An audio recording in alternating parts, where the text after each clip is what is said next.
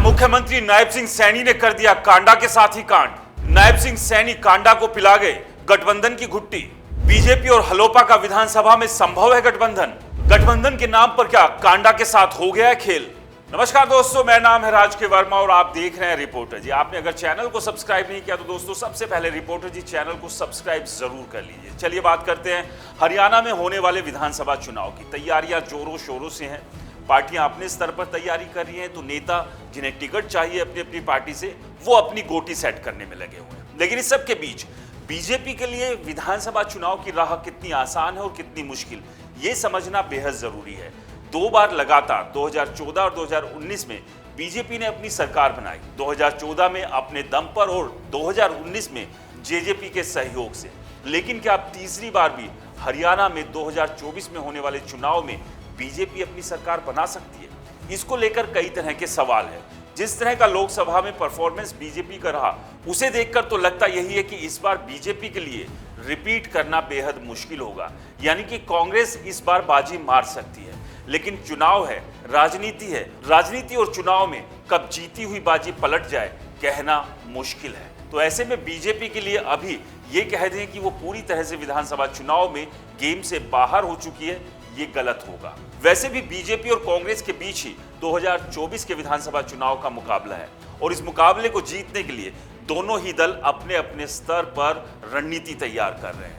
कांग्रेस के भीतर गुटबाजी है, उस गुटबाजी से निपटने की कोशिश भी चल रही है, तो वहीं बीजेपी का भी कुछ यही हाल है।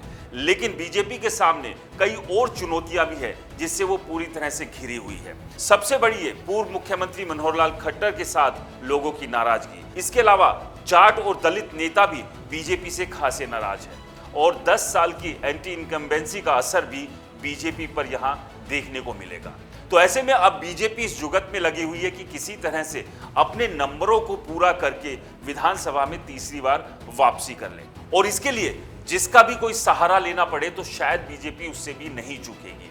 लेकिन एक बड़ा सवाल यह है कि हाल ही में सिरसा में मुख्यमंत्री नायब सिंह सैनी ने दौरा किया था और उस दौरान उन्होंने बयान दिया कि बीजेपी और गोपाल कांडा यानी कि हलोपा साथ मिलकर चुनाव लड़ेंगे। तो क्या गठबंधन की जो बातें चल रही थी और जिसके चलते गोपाल कांडा हरियाणा के प्रभारी और केंद्रीय शिक्षा मंत्री धर्मेंद्र प्रधान से दिल्ली में भी मिलकर आए थे, तो ये इशारा उसी तरफ है। तो क्या नायब सिंह सैनी ने इस बात की घोषणा कर दी है कि बीजेपी और हलोपा यानी कि गोपाल कांडा विधानसभा चुनाव मिलकर लड़ेंगे और सीटों के बंटवारे को लेकर भी क्या कोई रायशुमारी हो चुकी है?